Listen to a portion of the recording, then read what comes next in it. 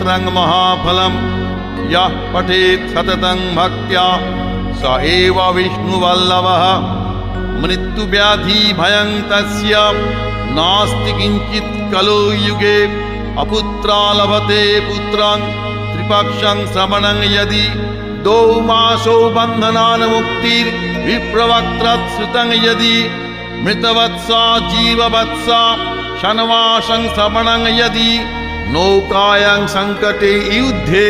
पठनात् जयमाप्नुयात् लिखित्वा स्थापयेत् गेहे नाग्निचौरभयं क्वचित् राजस्थाने जैनीत्यां प्रसन्नाः सर्वदेवता ॐ ह्रीं ब्रह्माणि ब्रह्मलोके च वैकुण्ठे सर्वमङ्गला इंद्राणी अमरावत्यम्बिका वरुणालये यमालये कालरूपा कुबेर भवन